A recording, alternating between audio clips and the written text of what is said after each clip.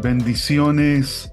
Estamos listos entonces para continuar la batalla de intercesión que liberó Daniel en el capítulo 10, que después que el arcángel anuncia que luego de la batalla con el principado de Persia vendría Grecia.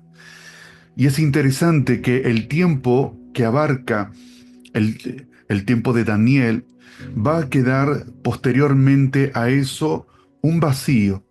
Y en ese vacío nos ayuda a entender cómo el síndrome de Luzbel, cómo el Satán planifica mediante los espacios vacíos y de oscuridad para rellenarlos con lo que va a determinar las corrientes con las cuales hoy estamos batallando, lidiando, como lo ven en el título de esta temática, que es el sistema educativo griego. Cuando nosotros examinamos y hacemos un control de los métodos utilizados a lo largo de la historia del pueblo de Israel, ya sea Moisés como los profetas, encontramos una gran diferencia y básica, que esa gran diferencia tiene que ver con que el estudio o la escritura que propone la Biblia es una escritura para la vida, no para un pensamiento que sea abstracto, no para un pensamiento conceptual filosófico, sino para la vivencia, para la experiencia. Un Dios que permanentemente nos renueva marcándonos con nuevas experiencias, con una relación integral. No así en la propuesta del sistema educativo griego. Los dioses griegos no interactuaban con los mortales, no tenían relación con los hombres. Y es por eso que en los templos paganos grecorromanos el monólogo era dentro de los templos, porque no era del agrado de los dioses el diálogo. Y encontramos una abismal diferencia, porque en el Génesis 18 Dios viene a la tienda de Abraham y trata con Abraham.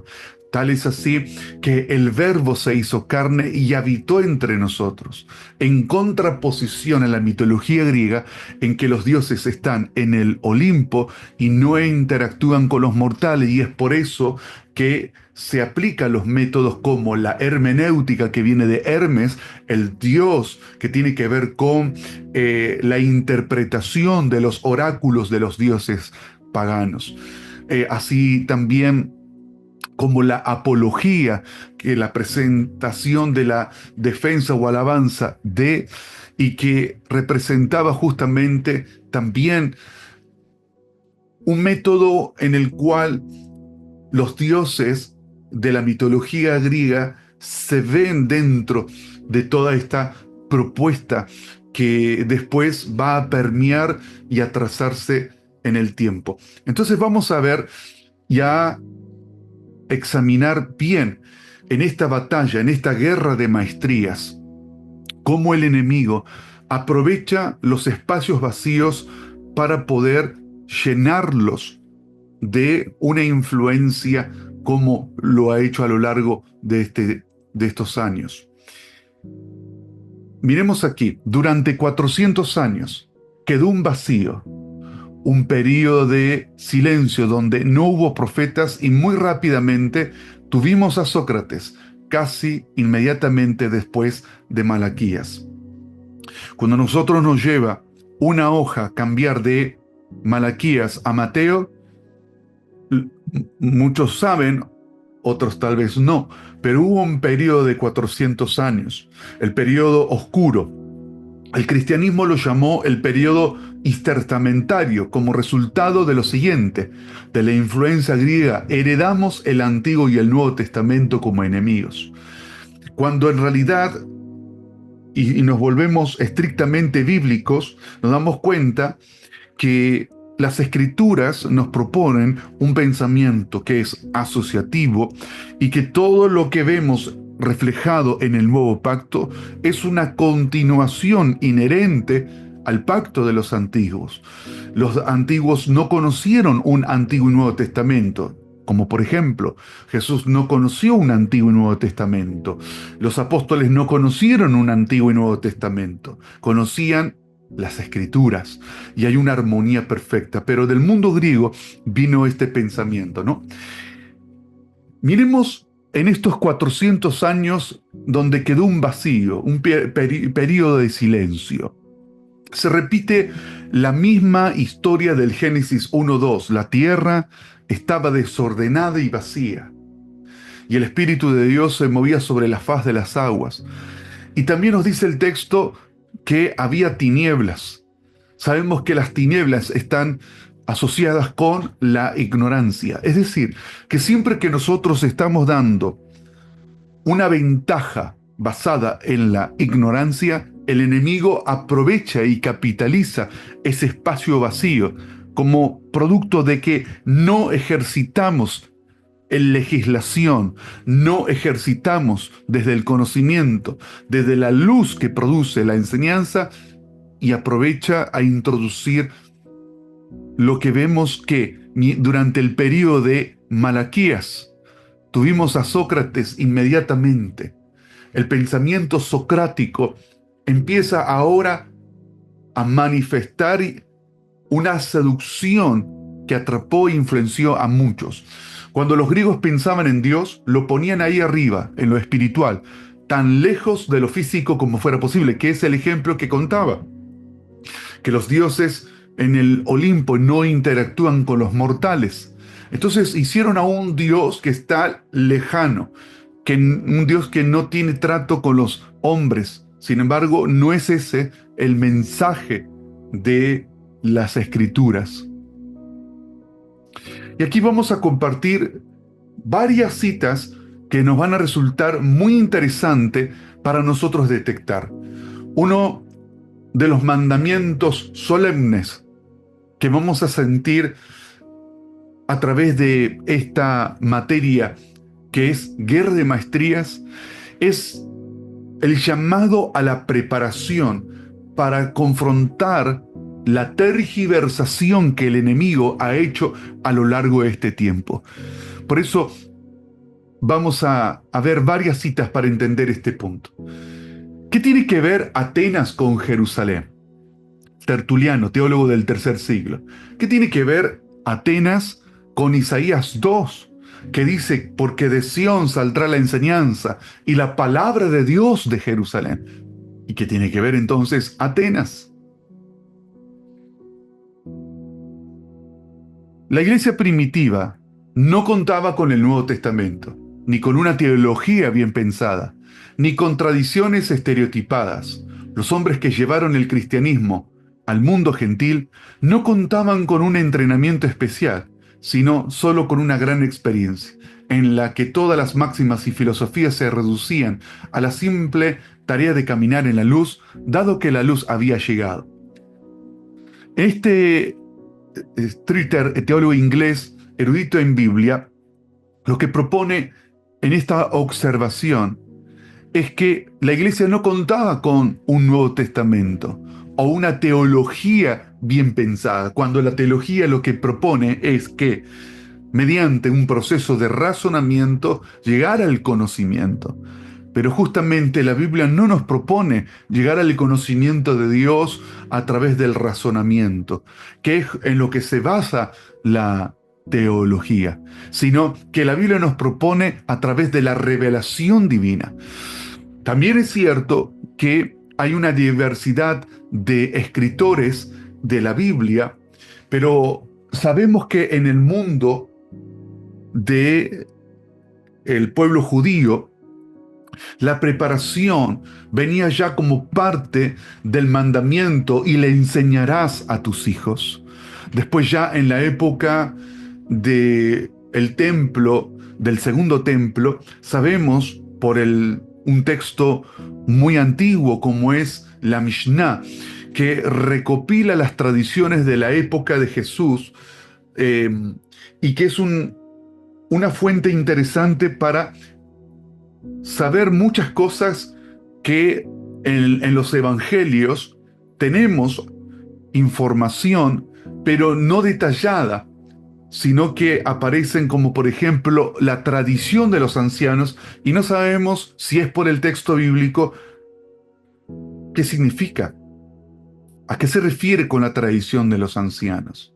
O cuando Pablo en Colosenses, en Efesios y en Romanos utiliza la expresión ley, ¿acaso se refiere a la palabra ley como un todo?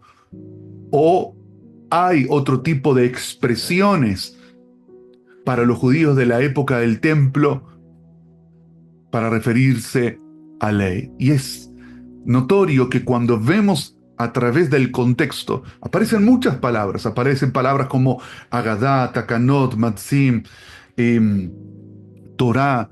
Es decir, que Pablo como judío no pudo haber dicho solamente una palabra, porque habían varias expresiones que se refieren a diferentes tipos de leyes, como por ejemplo también otro término hebreo que es alajá, que es conducta para la vida. Y es por eso que sabemos a través de este texto, la Mishnah, que había una fuerte presencia de casas de estudios en tiempos de Jesús, que los judíos eran formados desde los 6 años en el estudio, aprendían ya el Aleph Bet, las 22 letras consonantes del alefato hebreo, y empezaban a estudiar las escrituras. Entonces contamos con un pueblo que tiene como cultura la educación, que tiene como cultura el conocimiento de las escrituras, pero no del modo en que la teología nos lo plantea. Sin comprender los errores del pasado, estamos condenados a un futuro erróneo. Soren Kierkegaard. Si nosotros no estudiamos cómo llegamos hasta aquí, no hay nada más fuerte que un sistema de creencias. Y un sistema de creencia se arraiga tan fuerte en nosotros que muchas veces ese sistema de creencia no necesariamente ha pasado por una exhaustiva, revisión para poder nosotros detectar por qué pensamos lo que pensamos y por qué creemos lo que creemos. Y es así que nos vamos a dar cuenta en Guerra de Maestrías, como dijo Jeremías, hemos heredado mentiras. Muchos de los padres de la iglesia eran filósofos y oradores con anterioridad a su conversación. La fe cristiana muy pronto comenzó a mostrar una inclinación filosófica. Siguiente. Justino Mártir,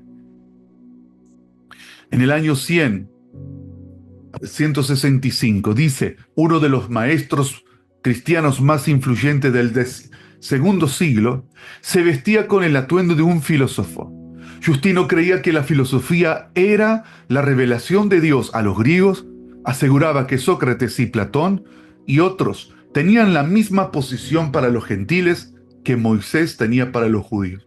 Y aquí podemos ver en esta cita que hace este libro en la página 202, Paganismo en tu cristianismo, de Frank Viola, que Justino Mártir considera que la influencia de Sócrates y Platón tienen la misma posición de la revelación que recibió de parte de Dios Moisés para el pueblo de Israel, poniéndolo en el mismo lugar de importancia.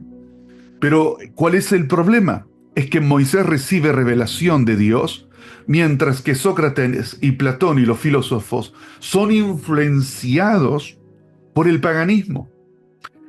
Voy a poner otro ejemplo. Suponemos que una persona que tuvo toda una vida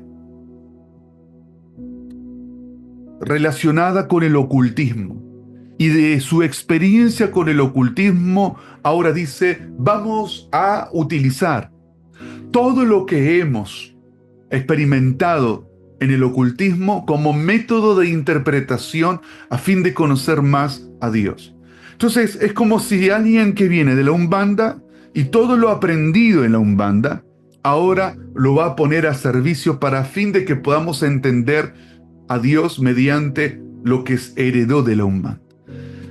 Cualquier persona sobria, entendida, no lo aceptaría de ninguna manera por tratarse de una fuente de error equivocada, basada en el ocultismo.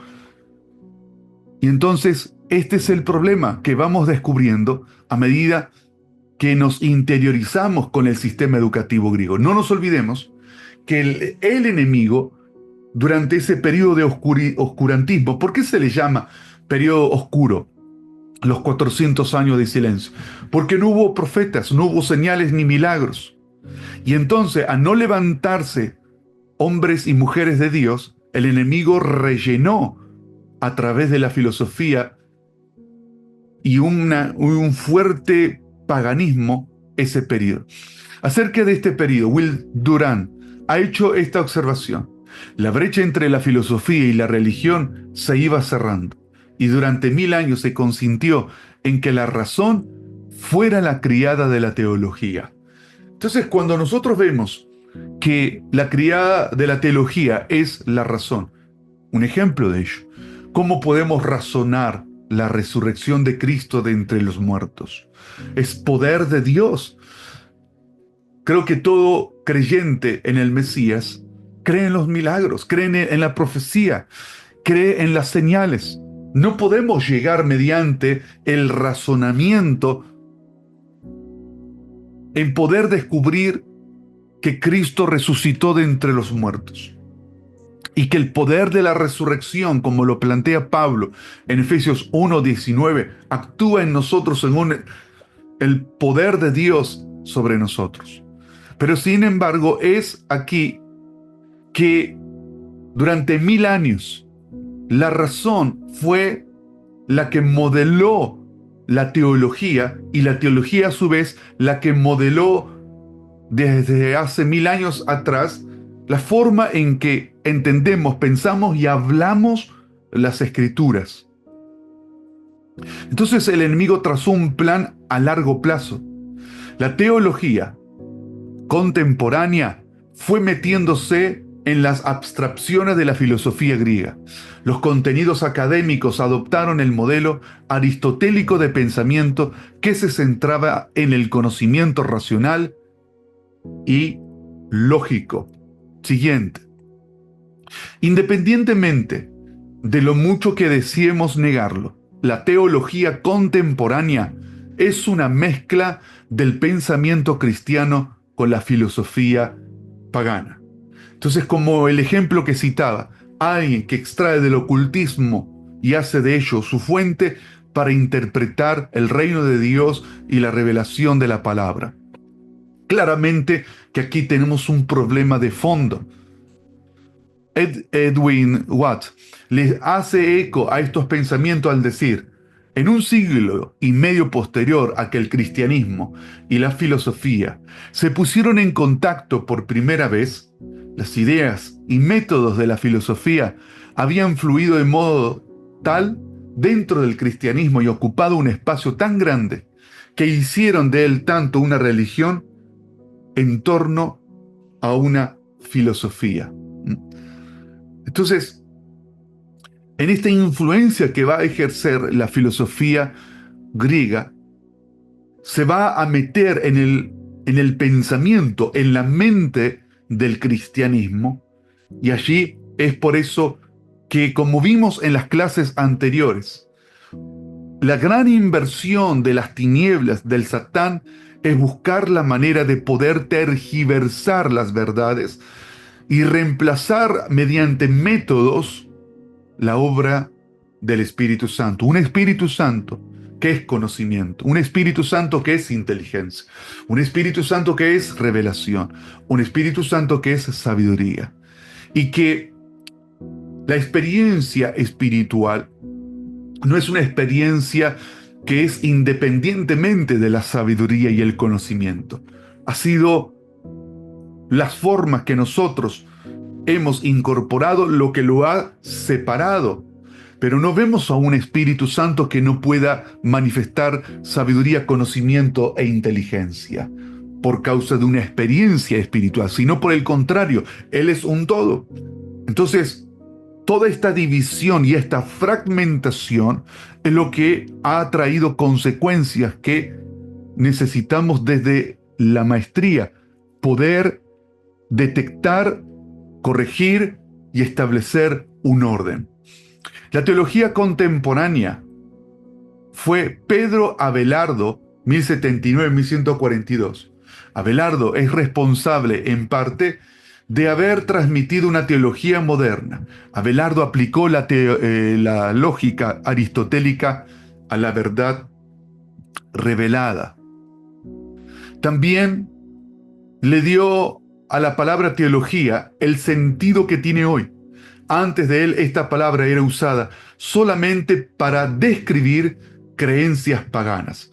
Entonces, como los dioses estaban en el Olimpo y se tornaba incomprensible el mensaje de los dioses, es por eso que surge la teología, la apología, la homilética, para que pueda descifrar los oráculos de los dioses paganos de la mitología griega. Pero otra vez volvemos al mismo ejemplo. ¿Cómo vamos nosotros a tomar un modelo del ocultismo para tratar de entender a Dios mediante la lógica, el razonamiento, mediante la teología, la filosofía, cuando se contraponen entre sí? Primero porque Dios es santo y Él dice el mandamiento, sed santo porque yo, Jehová vuestro Dios, soy santo. También tenemos al Espíritu Santo que es espíritu de revelación.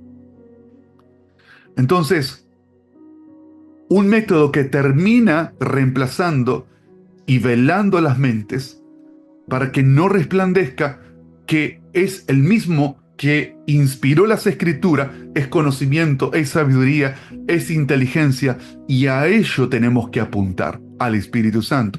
La educación teológica cristiana jamás se recuperó de la influencia de Abelardo.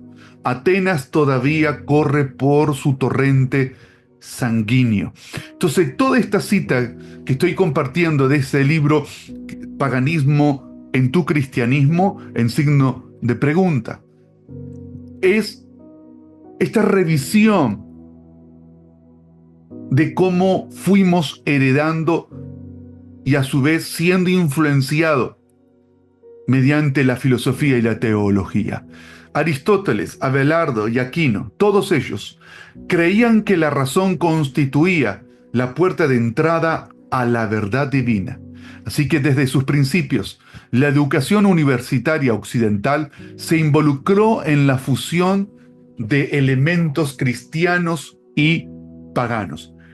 Esa fusión de paganismo ahora se vuelve para nosotros nuestro método de estudiar en las universidades o seminarios teológicos, y eso es lo que no nos ha permitido entender muchas veces lo que Dios está haciendo cíclicamente e históricamente por causa de que se nos metió un método de ocultismo a algo que es tan sagrado y santo como lo es la revelación del Espíritu de Dios. Platón y Aristóteles, ambos discípulos de Sócrates, son los padres de la educación cristiana contemporánea. Para usar una metáfora bíblica, la educación cristiana de nuestros días, sea en un seminario o en una escuela bíblica, presenta un alimento tomado del árbol equivocado, el árbol del conocimiento del bien y del mal, en lugar de tomarlo del árbol de la vida. Entonces la propuesta en esta guerra de maestría es que nuestra fuente, nuestra dependencia y la restauración sea tomar del árbol correcto. Juan capítulo 15, Jesús dijo: yo soy la vid, vosotros los pámpanos. Sin mí nada podéis hacer.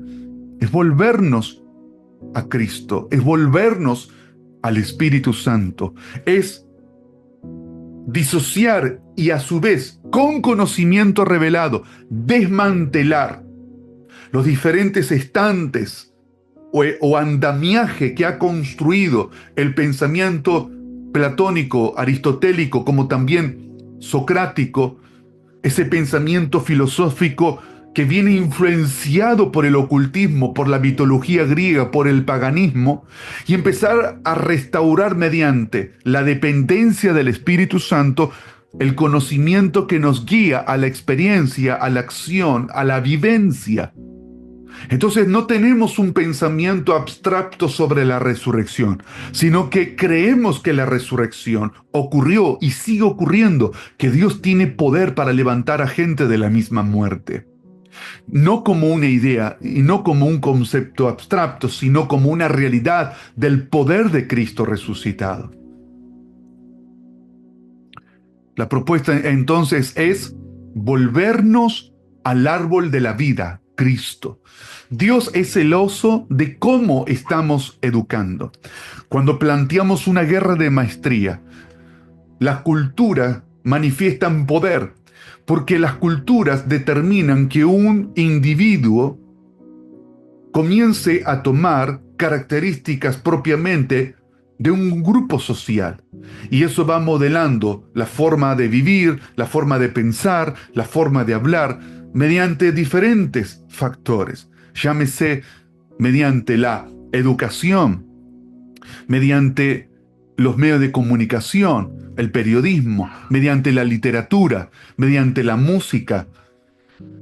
Todo ello va formando un pensamiento y va formando una manera de pensar y de vivir que no es inocente, sino que es parte de una influencia que determina el comportamiento masivo o sociológico, que es el campo que estudia, por ejemplo, la antropología, el conocimiento científico que apunta justamente al ser humano, que es producto de una cultura. La cultura muchas veces peyorativamente se la refiere al arte o la cultura como el ocio, la distracción, la contemplación, pero también forma parte de la cultura cómo nos cultivamos en conocimiento e inteligencia.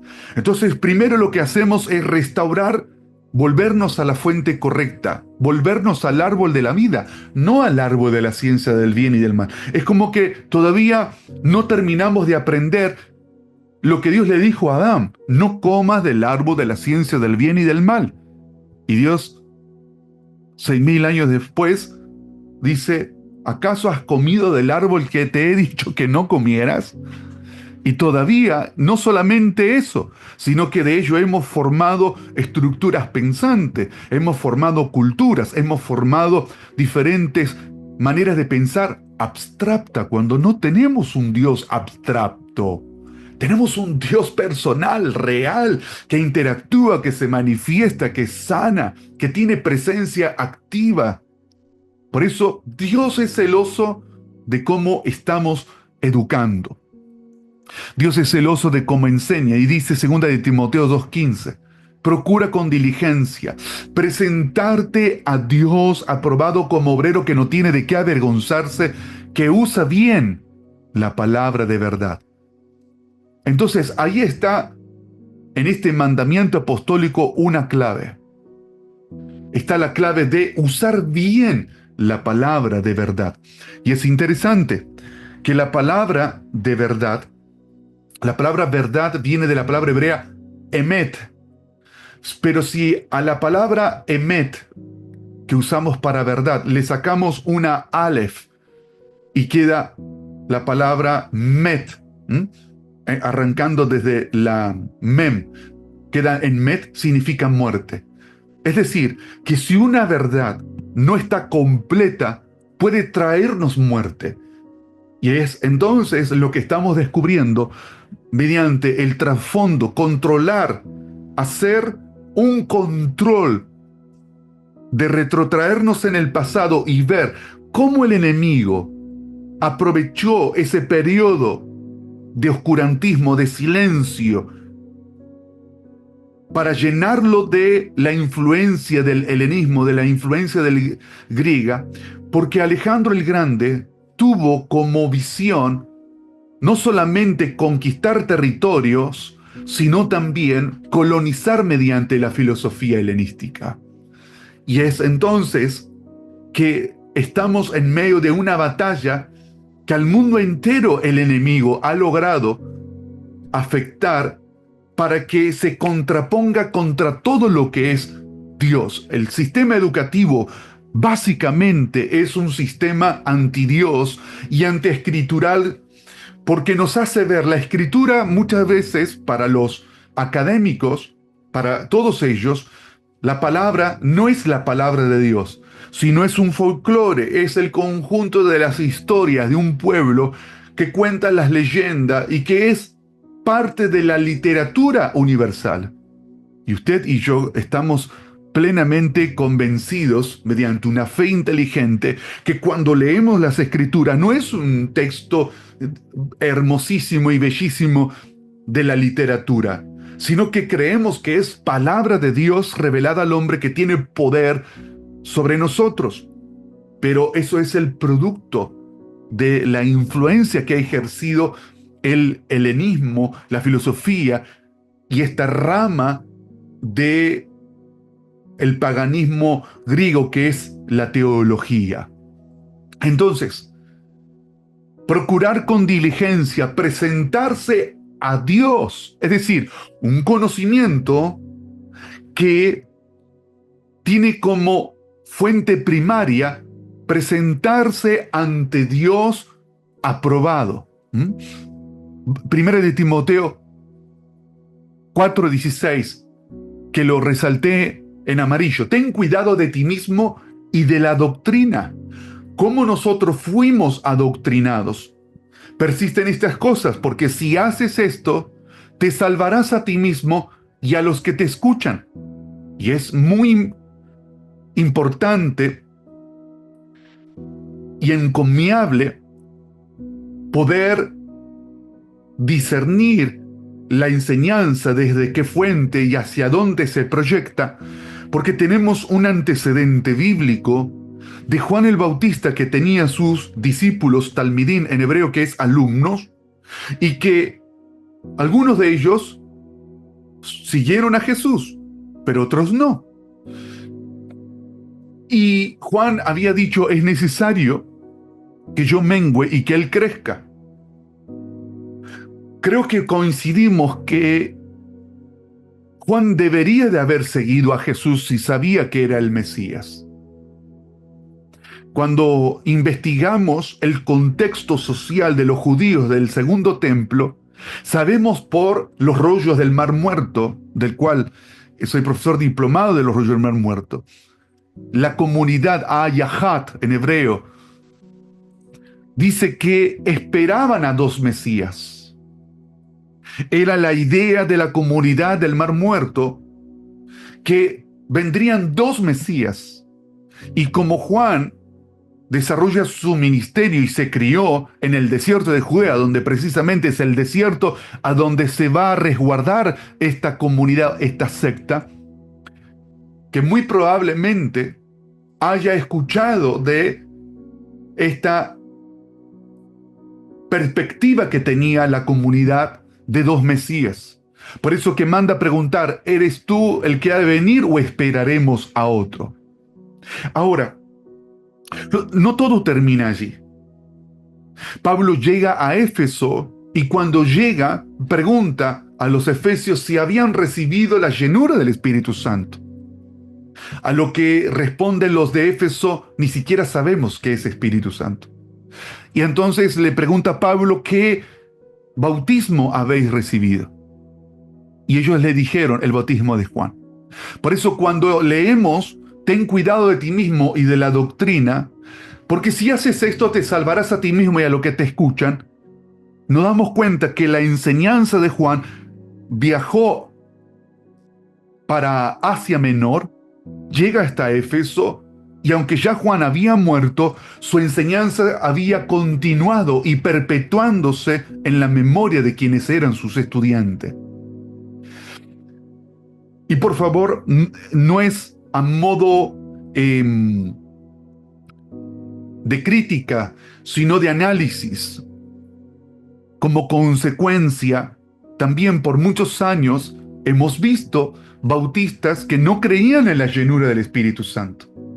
Y hoy tenemos, gracias a Dios, muchos de la línea bautista que hoy son llenos del Espíritu Santo, manifiestan los carismas, los dones del Espíritu Santo y que son una bendición al cuerpo de Cristo. Pero en este consejo que Pablo le dice, porque si haces esto, te salvarás a ti mismo y a los que te escuchan, es que la enseñanza va a tener un impacto, una coescendencia que afectó a los efesios y que siguió viajando en el tiempo con mucha gente que se perdió el bautismo del Espíritu Santo, pero que en el caso de los efesios, Pablo tuvo que corregir y orar para que sean llenos del Espíritu Santo. Por eso Dios es celoso de cómo estamos educando. Creemos que Juan tendría que haber seguido a Jesús y haber también él sido testigo del poder y la llenura del Espíritu Santo cuando los 120 se reunieron en el aposento alto en Pentecostés. Juan debería de haber estado entre ellos. Sin embargo, terminó perdiendo la vida porque persistió y continuó en su ministerio personal. Su misión era preparar el camino al Mesías. Entonces, cuando examinamos sobre las consecuencias que tiene una maestría, una enseñanza en el largo plazo, es donde vemos la enorme importancia que tiene ser cada vez más dependiente del Espíritu Santo, ser cristocéntricos, llenos del Espíritu Santo. Porque la impronta de Juan viajó y se perpetuó en el tiempo, trayendo consecuencias. ¿Cómo así? Cuando digo consecuencias, ¿cuántos años en la línea bautista se resistió la llenura del Espíritu Santo hasta que muchos empezaron a ser llenos? Es por eso que también tenemos que identificar, detectar aquí cómo este árbol que no proviene de la fuente llamada el Espíritu Santo, sino que viene de la mitología, que viene del paganismo, que viene del árbol de la ciencia del bien y del mal, de la influencia de los ángeles caídos, y que ahora van a ejercer cómo debemos de pensar la Escritura, cómo debemos de estudiarla y sus metodologías. Y es por eso que Dios nos está sanando y restaurando. Jesús, cuando vino en su ministerio de 70 semanas, ¿qué fue lo que hizo? Fue justamente restaurar al pueblo judío de las consecuencias de haber comido del árbol de la ciencia del bien y del mal. Entonces vemos que cuando Jesús enseñaba, no era un maestro filosófico, no era un maestro conceptual abstracto, era un maestro que manifestaba en la enseñanza la realidad del reino de Dios.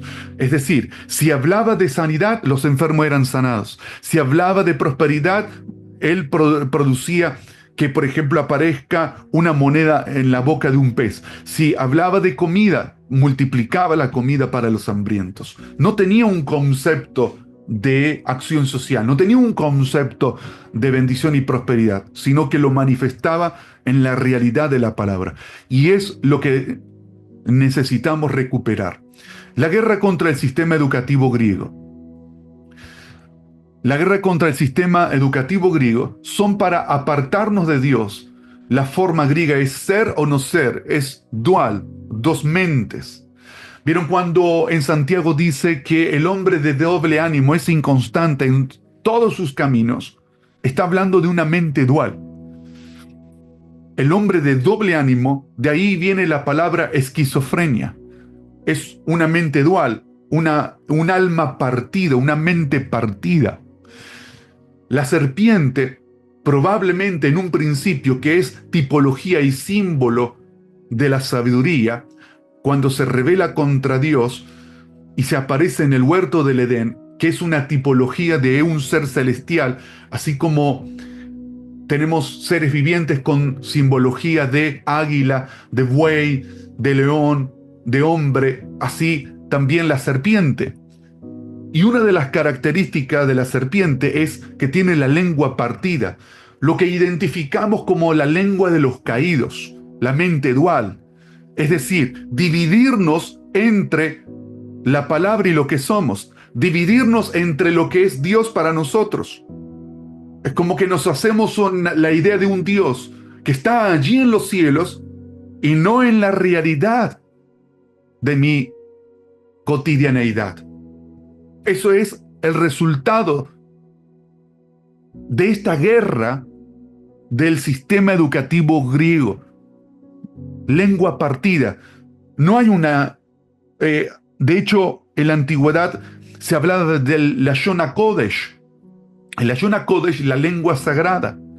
Tal es así que cuando Dios dice que hizo del hombre un ser viviente, la palabra allí ser viviente es en hebreo siach, que es un ser hablante de oraciones. Esto significa que cuando Dios le dio al hombre una marcada diferencia con el reino animal, aun cuando Darwin postula en su teoría o hipótesis de que el hombre desciende del chimpancé, se hizo un experimento de criar a un chimpancé con un niño y cuando en un principio convivían, tenían características muy similares.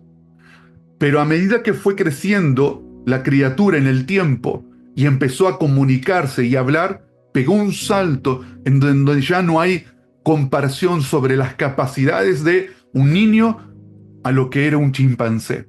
Entonces descubrieron que cuando el niño empezó a comunicarse y a recibir conocimiento por el feedback entre sus padres, no había cómo de comparar. Entonces Dios, a diferencia del reino animal, nos dio el lenguaje. Pero ¿cuál fue el propósito original del lenguaje?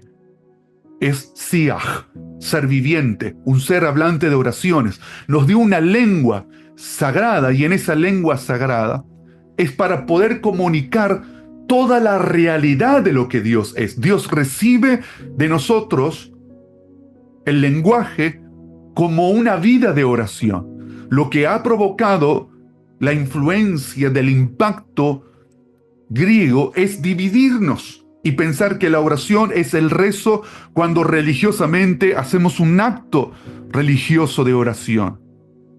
Pero sin embargo, para Dios, en el diseño original, no ve esa dualidad. Dios nos ve como santos, nos ve como apartados, nos ve como templo del Espíritu Santo, nos ve como un real sacerdocio. Dios no nos ve divididos, nos ve en una totalidad, en una plenitud. Entonces, por eso lo que ha provocado la influencia de esta maestría satánica de Satán, un experto en la tergiversación, es tratar de cómo perturbar, dividir, fragmentar, hacer una mente dual para que no podamos vivir la realidad de la plenitud de Dios, partirnos en dos mentes. Por un lado creo y por el otro lado estoy preocupado. Como si la fe fuese optimismo. Si las cosas no me dan, bueno, no sería de Dios. Este proyecto no se me ha dado, no es de Dios. Dios primero que no miente y si Él nos dio la palabra, tenemos que revertir los obstáculos y las oposiciones. No es optimismo, la fe no es ser optimista, la fe es poder de Dios para revertir aún lo que parece imposible. No puedo tener conciencia, es decir, por un lado, la ciencia y el paralelismo. Alguien a lo largo de nuestra vida tras un paralelismo que tiene que ver con lo que nos inculcaron. Me enseñaron a pensar mal, a dudar, a tener temor. Eso es un niño que crece y Dios pone en él un equipamiento, un conocimiento intuitivo, interior, producto de su presencia. Sin embargo, a lo largo de la vida, quienes ejercieron influencia le fueron traspasando e inculcando agresividad, mentira, engaño, manipulación y así una cantidad de elementos. Eso ha sido producto de la caída, ¿no? La batalla que nosotros tenemos son las voces ancestrales y su escuela de fracaso que quieren repetirse. El alma necesita voces de aprobación y afecto. La voz más fuerte después de Dios es mi propia voz. Entonces, el enemigo, ¿qué hace? A trazar un paralelismo, una conciencia, un término que los profetas no conocieron. No existe en el hebreo de los profetas la palabra conciencia, eso proviene del mundo griego. Aunque tampoco no aparecen en las escrituras las voces ancestrales, pero sí sabemos que en el Salmo capítulo 105, versículo 8 y 9, que Dios trabaja por 1000 generaciones, aunque Éxodo 33 también dice que la iniquidad dura por 1000 generaciones. Y la palabra iniquidad significa sin instrucción, sin ley, sin enseñanza. Entonces la iniquidad hace que lo que no educamos conforme a la palabra del reino sea educado por voces, patrones que venimos heredando de nuestros antepasados, de generaciones que pasaron antes que nosotros. Y el enemigo, uno de los puntos que más le interesa, no es que una muchacha y un muchacho caigan en fornicación o que tengan problemas de perversión.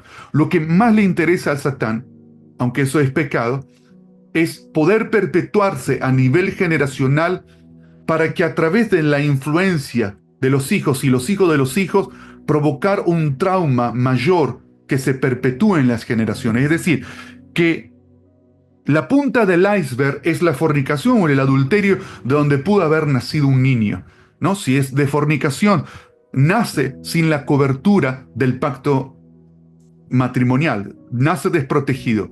Y es poder a partir de allí trabajar de generación en generación a través de voces ancestrales que quieren hacerlo vivir sin inclinarse a la justicia de Dios, a la enseñanza del reino, sino a repetir los patrones, la vida sin educación, sin formación, sin conocimiento de Dios, sino crear una mente razonal. Y entonces esa batalla, el enemigo la hace a través de un paralelismo que lo vimos en la primera clase. Cómo el enemigo establece paralelismo, la línea de enseñanza que había recibido Abel y la tergiversación de Caín, que lo motivó a los celos, a sentir celos de cómo Abel ministraba a Dios. Y entonces, todo ello tiene que ver con la guerra de las voces ancestrales, las maestrías caídas. Por la forma en que me educaron mis padres, es la forma en que voy a interpretar a Dios. En los tiempos del Segundo Templo, se decía que a un maestro, vieron cuando Pablo enseña que se tenga por doble honra a los que enseñan e instruyen en la palabra, es porque los judíos decían que en el caso de una urgencia, primero salva la vida de tu maestro y luego la de tus padres. ¿Por qué? Porque un padre te trajo la vida, pero un maestro te preparó para la era venidera. Entonces, también los sabios contemplaban lo siguiente: si un padre no solamente te trajo la vida, sino también que fue un sabio que educó y formó a sus hijos, entonces debe de tener una doble honra. Entonces, ¿qué se contempla allí? Que padres sabios forman a los hijos en la palabra, en la revelación y la dependencia del Espíritu Santo. Pero padres no sabios dejan que sean permeados los hijos por sistemas de influencia que el enemigo los divide. Entonces, el enemigo les susurra, les miente, les engaña, les genera un pensamiento de un Dios lejano, de un Dios ausente, precisamente por las voces traumáticas que pudo haberse legado en una familia, ¿no? Cada uno sabe cómo es el historial, el conjunto de los dolores, heridas, traumas que hay en una familia, y todo ello se convierte en voces de interpretación que van a tratar de trastornar el plan de Dios en la vida de una persona. Por eso es una guerra. Luego él tiene voces veladas. Ezequiel 28 nunca ataca directo, sino a través de voces veladas. Bueno, vemos en el caso de Jezabel, que envió mensajeros contra Elías para atacar a Nabot. También influenció a los ancianos para poner en boca de hombres perversos como los hijos de... ay, se me fue el nombre.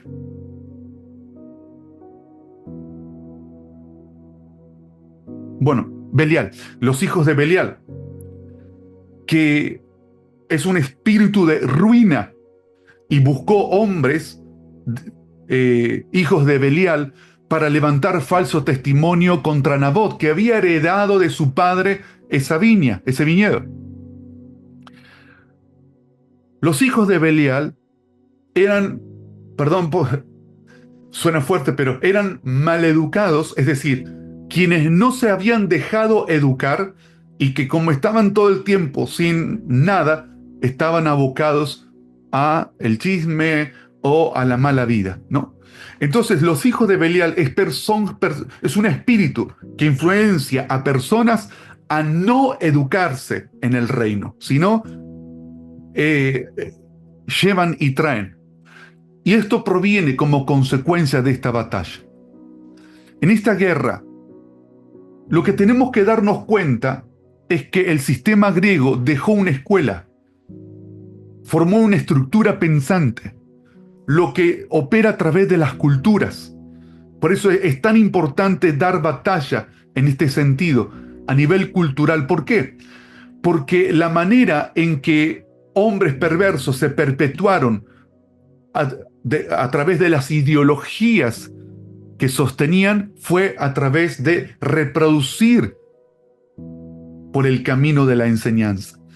Entonces, tenemos que detectar la influencia del demonio, no por los gritos de un demonio, sino por la estructura pensante que deja en una familia, en una persona. La palabra daimonizomai del 1142 de Strong habla de voz media. Vieron que les decía recién de Ezequiel 28, voces veladas.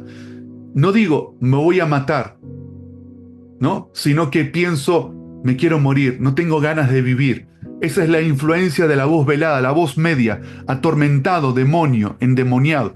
Ahora, demonio no es esta idea de una influencia que grita y cambia la voz para asustar, sino que es un ser inteligente que quiere formar una estructura pensante, una escuela de pensamiento anti Dios, anti la palabra del Señor. En la antigüedad griega, un genio o un ser sobrenatural es un demonio. El demonio de Sócrates, el daimon, es una voz interior que incita al diálogo. Sócrates era influenciado por un ser inteligente, el daimon, una voz interior que a través del razonamiento empieza a verbalizar toda esa sabiduría animal, carnal y diabólica. Los diseños de las naciones están basados en escuelas.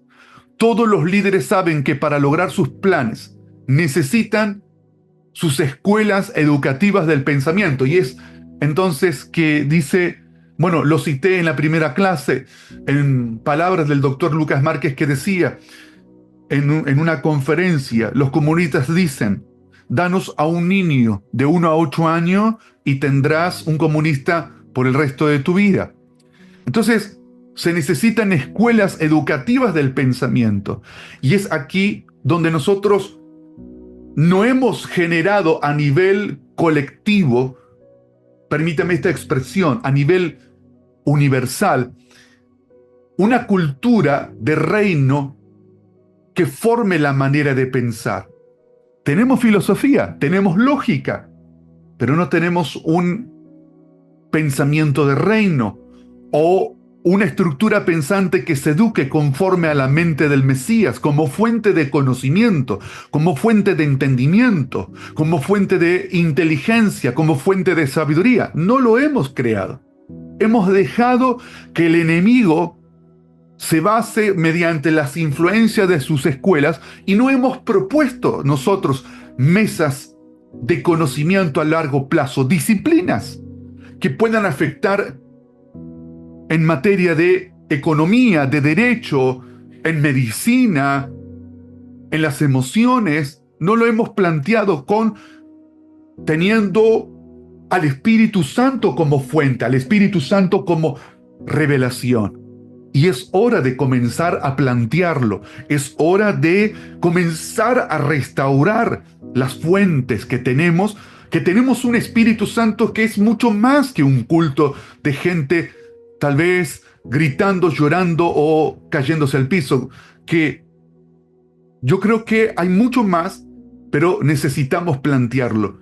El enemigo, por una parte, ha hecho una guerra basada en una inteligencia animal carnal, o perdón, mejor dicho, siendo más textual conforme a la Biblia, en una sabiduría animal carnal y diabólica, pero mientras tanto no podemos seguir dejando ese espacio oscuro y vacío como pasó en los 400 años de silencio, que el último de los profetas fue Malaquías, y el enemigo aprovechó para meter la influencia socrática. Es tiempo de restaurar las maestrías, la sabiduría monárquica que caracterizó el reino de David, que tenía un consejo de sabios, tenía escuelas de sabiduría, por eso que vemos en los salmos y en los proverbios tanta sabiduría, porque tenía un sistema basado en lo corporativo, de asesoramiento, de conocimiento. Después de ministrar a Dios, bajaban el conocimiento revelado y hoy lo hemos impregnado de descripciones del Mesías que formaban parte de la influencia que ejercía sobre las 12 tribus de Israel, y eso generaba una estructura de gobierno, de reino territorial llamado el Reino de Judea, que gobernaba las 12 tribus cuando estaban unificadas y que hizo que el enemigo, aunque lo querían derrotar, no pudiesen penetrar sobre Israel. Ahora, después, cuando el hombre más sabio del mundo, Salomón, permitió que vengan influencias basadas en paganismo y dejó la fuente primaria, la presencia de Dios, el ministrarlo a Dios, el depender de Dios. Entonces, cuando hacemos un paralelismo entre Salomón y David, David describe en los Salmos una desesperación por la presencia de Dios. Y Eclesiastés, apenas Salomón nombra a Dios, ya se vuelve más en un hombre razonal, filosófico.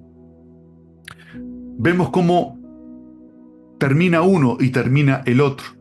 Entonces, si ya tenemos estos antecedentes, ahora necesitamos restaurar, trazar el diseño del tabernáculo de David. Cada uno de nosotros plantear conocimiento, todo lo que estudiamos, hacer de una fuente que es el Espíritu Santo, ministrarlo a Dios. ¿Esto qué significa? Estudias en la universidad, estás haciendo una carrera, tenés una profesión, no haces la metodología que te incorpora en tu fuente es el Espíritu Santo.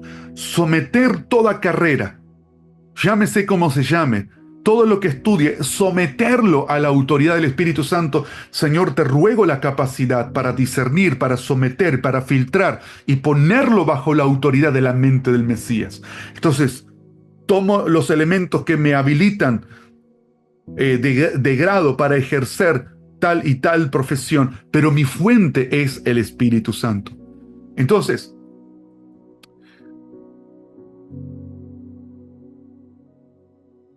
el enemigo vio que los hombres pueden morir, pero quienes siguen son las escuelas que dejaron. Los espíritus territoriales se derriban desde las aulas. Nosotros queremos ver una transformación territorial, no lo habrá solo podemos tirar aceite, podemos tirar de aquí a allá, sal y no sé, qué sé yo. En los campos proféticos a veces hay cosas muy cuestionables. Pero, a ver, ¿creemos en la autoridad y el poder de la iglesia, en la intercesión? Sí, pero no es suficiente. Tenemos que desarrollar aulas, ambientes educativos a largo plazo, para que los espíritus territoriales que han sido confrontados en un lugar no vuelvan a capitalizar. Esto es como atacar un territorio, destruir todo y retirarse y no reconstruir conforme a los estándares que queremos dejar para generar una nueva sociedad, generar allí una nueva población que se conforme a los principios y a los ideales del reino. Va a volver o va a prevalecer justamente las influencias que tienen la gente del lugar, la escuela que dejaron los espíritus territoriales. Tenemos batalla en ese sentido. En el Salmo 115 dice que los dioses que hacen los hombres tienen ojos y no ven, manos y no palpan, orejas y no oyen, no emiten sonidos con sus gargantas. Tales son los que lo hacen y confían en ellos. Lo que se conoce en el catolicismo romano como los patronos de las ciudades. Cada ciudad tiene un patrono, que es el guardián, que va a hacer que los que tienen ojos no puedan ver, los que tienen oídos no puedan escuchar, los que tienen manos no puedan bendecir, sanar, que tengan pies y no puedan avanzar. Es bloquear todo el flujo de la presencia del reino en el lugar. Entonces no es solamente liberar a nivel territorial, ahora hay que reeducar y activar en la visión, activar en la voz profética, en la voz de la maestría. Es activar en la adoración al verdadero Dios y conformarnos y transformarnos mediante la contemplación al Dios que adoramos.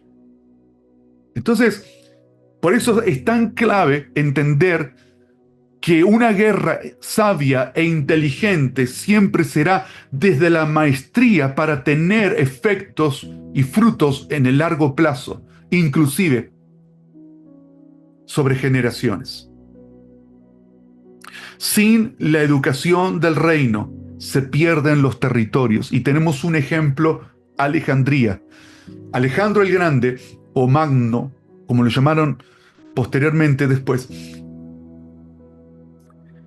tuvo una visión en cuanto al imperio helenístico, y es establecer sobre el imperio una fuente de conocimiento que se llamó Alejandría. Tal es así que Alejandría fue la biblioteca del conocimiento del mundo antiguo. Una fuente de conocimiento que se perdió, pero que afectó al mundo antiguo de manera tal que muchas de las diferentes disciplinas del conocimiento vienen del paso de los griegos. Entonces, ¿por qué? Porque la idea que tenía Alejandro el Grande era no solamente conquistar militarmente el territorio, sino llenarlos de pobladores griegos para que los lugareños no terminen prevaleciendo mediante su cultura y manera de pensar sobre ahora el imperio griego. Entonces Alejandro llenaba las ciudades de griegos para introducir su manera de pensar, su filosofía, su lenguaje. Entonces, es tan importante trabajar desde la evangelización masiva, trabajar desde la guerra espiritual, territorial, pero si no desarrollamos ambientes educativos a largo plazo, que no tiene que ver con predicación entusiasta, motivacional, llena de frases o de excitar a la gente a un estado compulsivo de ansiedad para después decir, impresionante y tremendo, que en el largo plazo todo lo tremendo e impresionante históricamente nunca dejaron nada. Por el contrario, dejan un vacío que el enemigo aprovecha para manipularlo. Entonces necesitamos que se pueda trazar planificaciones para los próximos 10 años, 20, 50 años, en que podamos desarrollar magisterio, maestría, en términos generales, no solamente por quienes puedan tener el don sobrenatural de Cristo a la maestría, sino como padres somos maestros, como jóvenes en la universidad somos maestros, como tíos somos sobrinos, como abuelos somos maestros. Hay una maestría permanente, tenemos la obligación y el llamado. Y a veces hasta hemos descuidado la fuente de influencia más determinante que cualquier liderazgo en un sistema que denominamos el lugar que congregamos, ¿no? El líder de jóvenes, de mujeres, el líder más determinante, influyente, más fuerte en el largo plazo es los padres, los que viven en casa, porque los hijos aprenden más por lo que ven que por lo que oyen. Entonces eso se perpetúa. Entonces plantear maestría en poder trabajar intrínsecamente con familias educadas, fundamentadas en el conocimiento y la sabiduría, bajo la fuente del Espíritu Santo, entonces tendremos cimientos tan fuertes y determinantes que ningún campo de ideología de género podrá permear. ¿Por qué? Porque no hay nada más fuerte y más determinante en la vida de nuestros hijos que haber tenido padres sanos, haber tenido padres presentes, padres que me educaron, que me enseñaron principios, valores morales. Eso se perpetúa. Hablaba con una persona recuperada gracias al Señor de la influencia de la ideología de género, que decía: de todas las cosas que recuerdo de mis padres, no me acuerdo de cuando era pequeña lo que me regalaron, lo que me compraron. Lo que más recuerdo son sus abrazos y las veces que me dijeron que me querían. Entonces, si a ese amor le invertimos educación, pero no podemos educar desde la ignorancia, debemos de asumir una responsabilidad a especializarnos. Maestría es tener especialidad. Pablo lo dice a todos los creyentes, a todos. Nos dice, andad pues como es digno de la vocación con la cual fuiste llamado. El Mesías nos llamó a todos. Hay una demanda. Debemos de tener especialidad de conocimiento de las Escrituras para entrenar a los hijos y a los hijos de nuestros hijos. En esta guerra contra el sistema educativo griego, vamos a descubrir la siguiente palabra.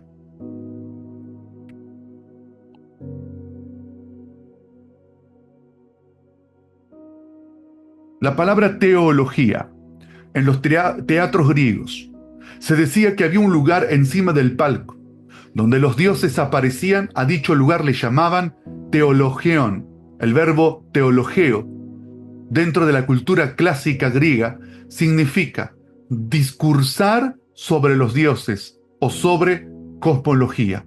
El término teología para los griegos expresaba la ciencia de las cosas divinas. Entonces nos damos cuenta allí que la palabra teología tiene un trasfondo que proviene sobre el discursar de los dioses. Pero esos dioses no necesariamente es el Padre o su Hijo Jesús el Mesías. Son ángeles caídos que tienen el complejo de ser adorados, venerados. Y de allí proviene la palabra teología. El empleo de esta palabra se atribuye al pensamiento politeísta de la antigua Grecia y a los filósofos griegos entre los siglos IV y V antes de la era común. Este término fue usado por primera vez por Platón en la República de Platón en el año 379 antes de la era común. ¿Se dan cuenta cómo venía diciendo en el principio, citando como fuente allí, paganismo en tu cristianismo, cómo el enemigo capitaliza esos 400 años y ahora de ese pensamiento politeísta de muchos dioses, de los filósofos griegos, en la República de Platón, que, oh casualidad, que los déspotas del mundo son grandes repetidores de la ideología platónica. De allí es que viene la influencia de un ser inteligente que se lo denomina como demonio, para referirse a la comprensión de la naturaleza divina por medio de la razón.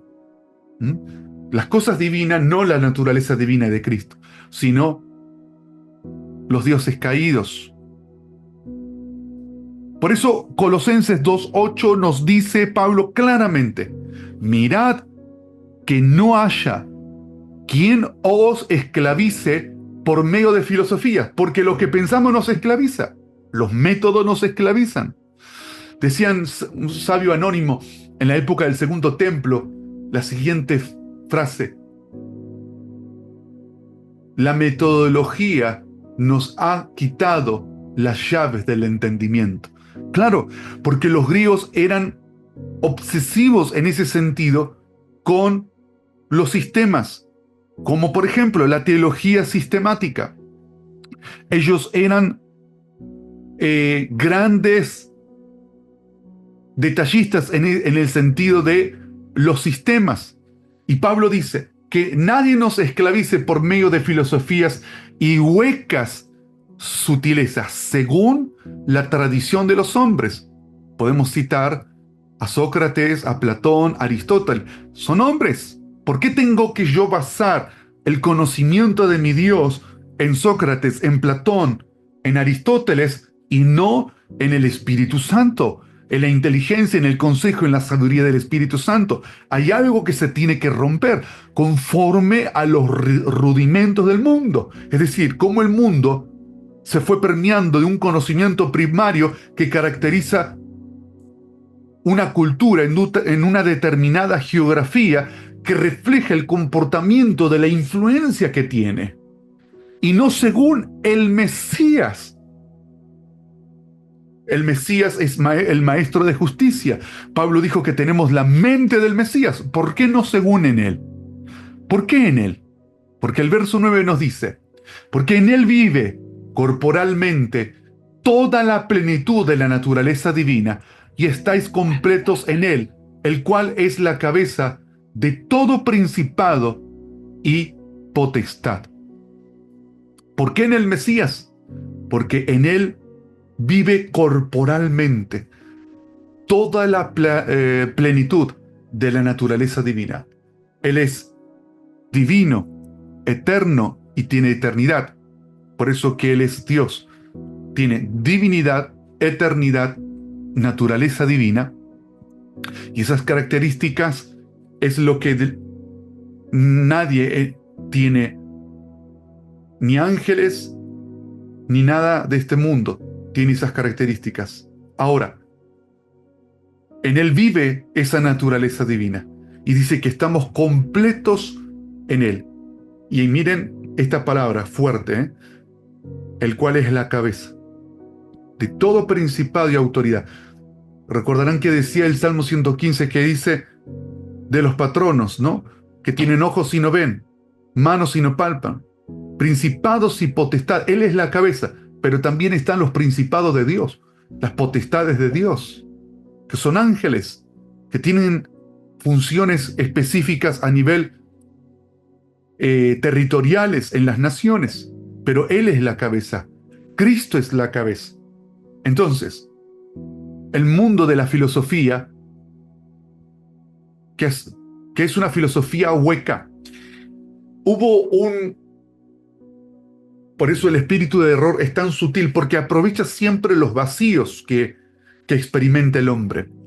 Fue un tal Baal Shem Tov que se mete en el mundo de la Kabbalah judía, que la palabra Kabbalah significa recibir, pero que tiene el mismo problema que estoy planteando aquí con la filosofía griega. En ausencia de dependencia del Espíritu Santo surge la Kabbalah. que es un reemplazo del Espíritu Santo, porque el judaísmo tiene este complejo que a todo espacio vacío que hay en la Escritura, como difícil de interpretar, de entender o de explicar, lo busca de rellenar. Y es por eso que aparece allí la Cabalá judía, que muchos se han metido en ese espíritu de error, donde se hace una mezcla de ocultismo con judaísmo. ¿Por qué razón surge esto? Porque este hombre, Baal Shem Tov, en una profunda búsqueda a través de la filosofía occidental, después de largos años de investigación, llega a la conclusión que no lo lleva a ninguna parte. Y Pablo lo dice clarito. No haya quien os esclavice por medio de filosofías y huecas sutilezas, según la tradición de los hombres, conforme a los rudimentos del mundo. Por eso surge después la Kabbalah, porque este hombre se da cuenta que en la filosofía occidental no lo llevaba a ninguna parte. Pero ahora, en ese espacio vacío, la Kabbalah viene a reemplazar la revelación del Espíritu Santo. Y muchos hoy siguen cometiendo el mismo error. Tal vez no le llame filosofía, pero le llama así Kabbalah. El mismo planteo, vacío y relleno del enemigo. Cuando tenemos al Mesías, tenemos al Espíritu Santo. Volvamos a la fuente. ¿Por qué voy a pensar que las fuentes judías son mejor que el Espíritu Santo? Y entonces muchos hoy hacen una mezcla, presentan mitad, le llaman revelación, cuando en realidad extraen de la Kabbalah judía. Y no es el Espíritu Santo que habla, sino que se extrae de allí. Entonces, en esta guerra de tergiversación que el enemigo ha logrado meter entre el sistema griego y ahora cada vez más fuerte está el tema de Kabbalah, seguimos en el mismo problema. Necesitamos volver al árbol de la vida. Necesitamos volver a aquel que dijo: yo soy el camino, la verdad y la vida. En el nuevo pacto tampoco se usa teología. La palabra teología no es usada en el griego del nuevo pacto. La palabra que se usa es teodidactoi, que significa enseñado por Dios. Es muy diferente. Una cosa es ser enseñado por mi Padre, por el Señor, y otra cosa es ser enseñado por la influencia del daimon que tenía Sócrates, el demonio que le inspiraba la filosofía, la estructura pensante para poder de esa manera afectar a las naciones. El griego del nuevo pacto nos plantea que tenemos a un Dios que enseña. Strong 2312 nos habla de otra palabra que es Seodidactos 2316 y 1321, que significa divinamente instruido, aprender de Dios. ¿Acaso Dios no puede revelarnos cómo sistema de finanzas, medicina, cómo tratar las emociones? Dios no nos puede enseñar sobre cómo, y todas las diferentes disciplinas. El problema es que queremos todo sin que nos cueste.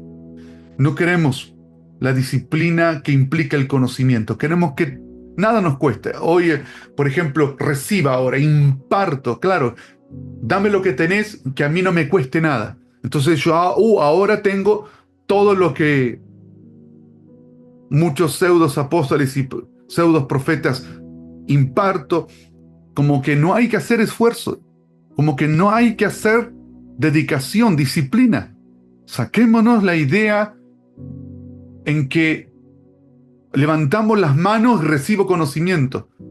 Durante muchos años, la resistencia a educarse y al conocimiento ha traído graves consecuencias, como por ejemplo el delirio, el delirio de profetas que se presentan con palabras de ciencia diciendo que hablan con los muertos, que los ven a los muertos en el cielo para decirle ahora a la familia que está bien y que se queden. No es bíblico. Las escrituras nos dice que no hay nada que los muertos nos puedan decir. Una vez que una persona muere, su espíritu vuelve a Dios, no hay más contacto con los muertos. Pero sin embargo, por falta de instrucción caemos en la manipulación de un falso profetismo, pero ahora tenemos que apuntar a esta dirección, a la instrucción en dependencia de Dios. La sección de la Torá, los escritos y los profetas, no se desarrolla un concepto de teología epistemológicamente, tal como lo hicieron los griegos. No utilizaron el término y no desarrollaron un pensamiento abstracto ni especulativo sobre Dios. Lo que ellos desarrollaron es un pensamiento de que Dios se hace presente. Dios es un Dios de realidades, un Dios presente. Su pensamiento nace del corazón y se vive con la experiencia. Por eso la palabra simulev, en hebreo, simu es poner y lev es corazón. Si yo digo prestar atención, lo primero que nos viene es como que ponga mi mente atenta a la enseñanza. Pero en la Biblia, simulev es poner el corazón. Para que Dios me enseñe, para que Dios me instruya, para la revelación me transforme, la sabiduría venga, tengo que escuchar con el corazón.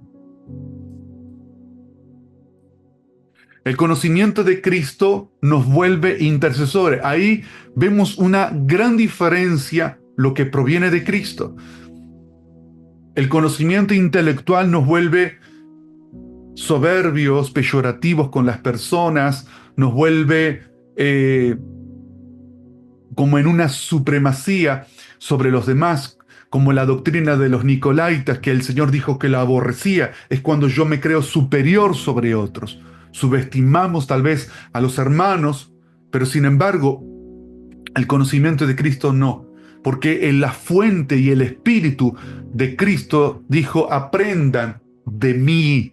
Aprendan de mí. Él es fuente de enseñanza y educación, que soy manso y humilde. Así que cuanto más soberbio, está revelando de qué fuente me estoy educando.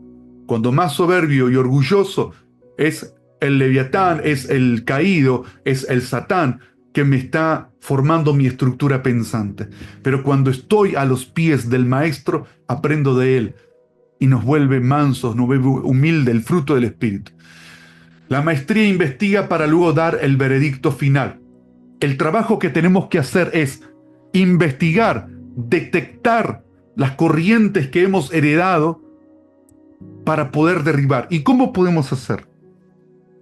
No atacando, no diciendo, oh, todo esto es pagano, como cuando se mete un espíritu judaizante, se caracteriza por gente que les tomó un espíritu de error la mente y todo el tiempo están atacando a la iglesia que tiene espíritu de error o que tiene paganismo, mezcla, y todo el tiempo viendo todo lo malo, atacando, atacando, atacando. Cuando hacemos una maestría del espíritu y del reino, no atacamos, mostramos la evidencia. Jesús, Él mostraba el reino de Dios, Él les presentaba conforme a la palabra. Hubieron quienes creyeron y hubieron quienes no. Entonces, en una maestría madura y equilibrada y sabia, lo que hacemos es presentar las evidencias y no somos quienes, no somos escultores para que la gente sea a nuestra imagen y semejanza. No tenemos que tratar de convertir a la gente a nuestra imagen y semejanza. Tenemos que dejar que el Espíritu Santo trate con cada uno. Claro que acompañamos, contenemos, aconsejamos, pero es el Espíritu Santo. Como dijo Pablo a los de Corintios, yo sembré, Apolo regó, pero el crecimiento solamente lo da el Señor. Así que la maestría es clave para presentar evidencia. Trabaja en documentar. Fíjense que todo lo que he estado compartiendo he citado fuentes para que lo puedan encontrar, para que lo puedan profundizar, para que puedan investigar. Presentar las evidencias. Una cosa es opinión. La opinión es el escalafón más bajo de conocimiento, ¿no? No podemos basarnos en opiniones. Tenemos que documentar lo que digo. Tenemos que hacer como los antiguos. ¿Dónde está escrito? Llenarnos de información nos vuelve arrogantes. Entender misterio nos vuelve intercesores. Mariano Seneway. Es tan clave esto. Cuando recibimos conocimiento de Dios, cuando sometemos una carrera a la dependencia del Espíritu Santo, entonces nos va a volver intercesores. ¿Por qué? Porque necesitas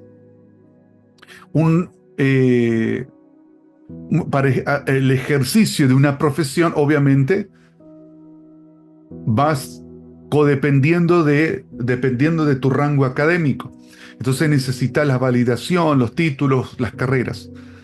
Pero cambiemos en el sentido de las formas y las fuentes. Esto quiere decir que someto mi carrera a la dependencia del Espíritu Santo. Hago que el Espíritu Santo tome ese conocimiento y lo someto para que el Espíritu Santo me dé una sobriedad y entendimiento como Daniel en Babilonia, que no termine siendo embriagado por el vino de Babilonia, sino poder ser nosotros de fuente de cambio e inspiración a este mundo. Guerra contra el sistema educativo bíblico. ¿Cuál es la gran diferencia entre la maestría griega y occidental? La maestría griega occidental y la maestría bíblica. ¿Cuál es la diferencia? En la línea griega el pensamiento es lineal y se puede contradecir. Siempre se va a encontrar contradicción, como por ejemplo la exégesis, la crítica textual, siempre encuentra contradicciones.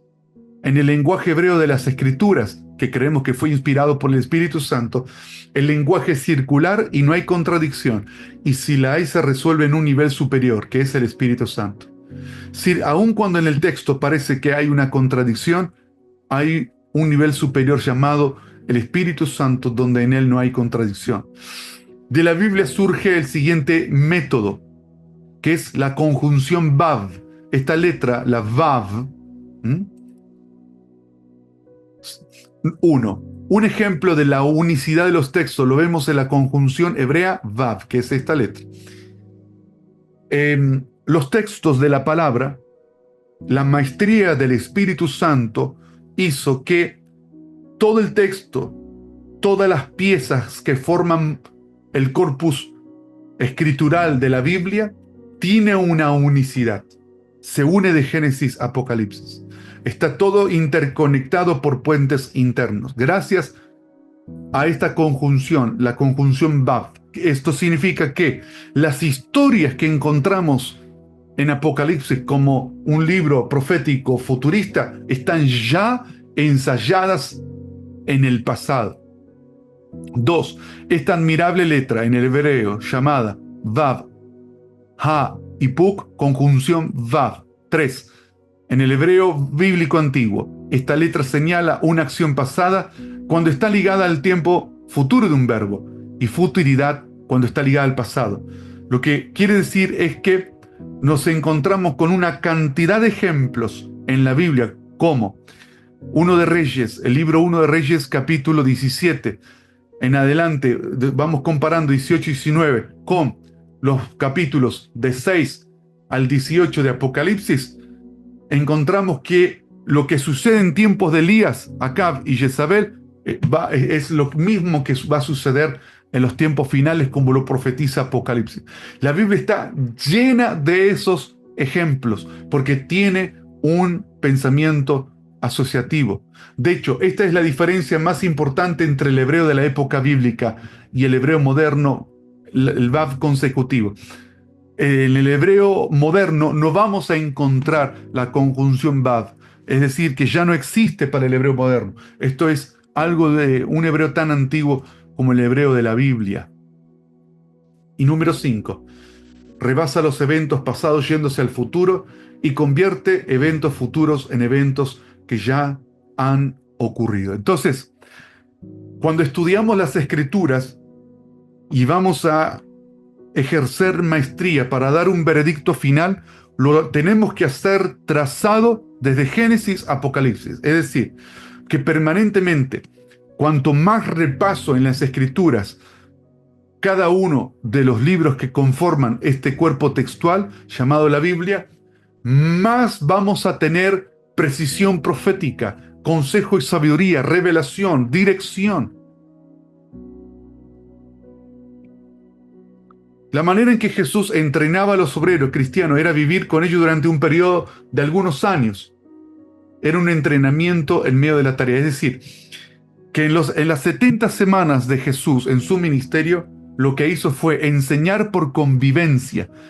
Entonces ellos miraban y aprendían para hacer. No se generaban un concepto, sino que los estudiantes, los talmidim, aprendían de su estudiante y su honra era repetir las cosas que su maestro le enseñaba. Dios nos está invitando, nos está llamando a repetir lo que Cristo hizo. Primera de Pedro 2, 19 al 21. Tenemos también la palabra profética más segura, a la cual hacéis bien en estar atentos como a una antorcha que alumbra el lugar oscuro. Es decir, ese oscurantismo del periodo intertestamentario, tenemos una antorcha que alumbra el lugar oscuro, que hasta el día aclarezca y el lucero de la mañana salga, no en la mente, en vuestros corazones. ¿Ven? Entendiendo primero esto, que ninguna profecía de la Escritura es de interpretación privada, la importancia de hacer estudios corporativos, no estudiar de los estudios solos. Viene mucho el espíritu de error. Necesitamos estar en ambientes corporativos donde todos puedan compartir de lo que están recibiendo y entre todos corregir y hayan moderadores. Porque nunca la profecía fue traída por voluntad humana, sino que los santos hombres de Dios hablaron siendo inspirados por el Espíritu Santo. Tenemos entonces la profecía más segura, la palabra, que es como una antorcha que alumbra el lugar oscuro, la oscuridad del pensamiento dual, el pensamiento caído, el pensamiento filosófico o el pensamiento de la Kabbalah, que muchos los está arrasando con todo, creyendo que eso es revelación, pero que están tomando esas mezclas que también tienen mucha influencia del ocultismo, al igual que lo griego. Por lo contrario, nosotros tenemos la profecía más segura, inspirada por el Espíritu Santo. El sistema educativo griego nos ha dividido en el pensamiento abstracto, conceptual, permeando la mente occidental, dividido en miles de interpretaciones. Restaurar los sistemas educativos en dependencia del Espíritu Santo. ¿Cómo? Lo decía recién. Proponer encuentros corporativos de estudio. Parece que no sabemos celebrar a Cristo más que un culto. Culto y culto y culto y culto y culto. En algún momento tenemos que hacer algo que nos permita identificar, proyectar y crear una nueva cultura basada en fundamentos, mi Señor. Fundamentos. Tener bases, cimentar. No, a veces se escucha decir, estando mirando la película Madagascar, me vino al corazón tal palabra. No, no, gente seria. Que podamos extraer de la palabra, de cada versículo, extraer cimientos, fundamentos. Dios nos proveyó por el Espíritu del Padre la palabra y entonces tenemos que ser serios y responsables de trabajar a través de la palabra. Formando mentes bíblicas. Tenemos que formar mentes bíblicas. cuanto más mentes bíblicas formamos, más los falsos profetas quedarán expuestos. Mentes asociativas. No tomar versículos para hacerle decir algo pretencioso, sino para ver el plan de Dios, la autoridad de Dios en el trazo de toda la palabra, donde trazamos la escritura no con versículos independientes, sino ir conectando los puentes internos que tiene toda la palabra de Dios y respetar lo que está escrito y someternos para modelarnos a su imagen y semejanza y no modelar la Biblia a mi propia imagen y conveniencia y semejanza. Generar una cultura de conocimiento. Preguntarme si lo que estoy proyectando hoy genera conocimiento. En 35 años de culto, ¿qué se ha producido? Me imagino una persona con 35 años de estudio debe ser especialista en muchos campos del conocimiento. Entonces, en 35 años de cultos, ¿en qué se ha hecho especialista el pueblo? Y allí detectar fallas. ¿Qué es lo que estamos produciendo, proyectando? Y si esto es un motivo para venir el Espíritu Santo y decirle, Señor, corríjame, cámbiame y dame la dirección correcta hacia Cristo. Una cultura de conocimiento. La etimología de la palabra cultura, del latín colere, significa cultivar y dedicarse con esmero, así como la tierra ha de cultivarse con esmero para que dé fruto. ¿Por qué necesitamos cultura del conocimiento?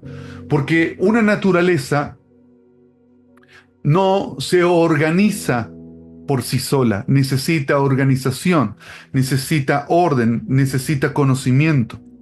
Entonces, una cultura, para que tenga poder de perpetuarse multigeneracionalmente, necesita el cultivo. Y el cultivo es la profecía más segura, es el conocimiento, es la sabiduría de Dios, es plantear ambientes dedicados al conocimiento revelado del Mesías. Entonces, en ese planteo de guerra de maestrías, vamos a detectar muchas corrientes que lo que único que nos producían es la frustración de pasar tantos años de manera estéril, sin un rumbo y sin un claro entendimiento, ambientes más establecidos, con dirección, inteligente, multigeneracionales, de gente que son conscientes que lo que viven hoy preparan el camino para las próximas generaciones. Que Dios nos despierte, que Dios nos ilumine el corazón mediante el Espíritu Santo para poder, a través de una guerra de maestría, levantar nuevas generaciones con la mente de Cristo y con los 7 espíritus de Dios de Isaías 11, llenos del Espíritu de Dios, llenos de consejo, de poder, de sabiduría, llenos de revelación del Espíritu del temor de Dios. Y así poder, a través de la inteligencia y la sabiduría de Dios, afectar en todos los extractos sociales que Dios nos está promoviendo. Espíritu Santo, nos arrepentimos y te pedimos perdón por tantos años en que nos hemos basado en huecas, Señor, sutilezas y filosofía de hombres. Nos arrepentimos y te pedimos perdón y nos volvemos al corazón del Padre, al Espíritu Santo. Nos volvemos a Él. Restáuranos, restaura nuestro corazón, restáuranos. Arráncanos de toda ignorancia, oscuridad. Arráncanos de toda influencia de espíritus de error. Señor, entendiendo de que el trazo de tu palabra proviene de la experiencia contigo. Creemos que cada pieza de la palabra es una realidad para nuestras vidas. En el nombre de Jesús, profetizamos que se levantan hombres y mujeres con especialidad. En el nombre de Jesús. Amén. Que Dios te bendiga. Nos vemos en la próxima clase.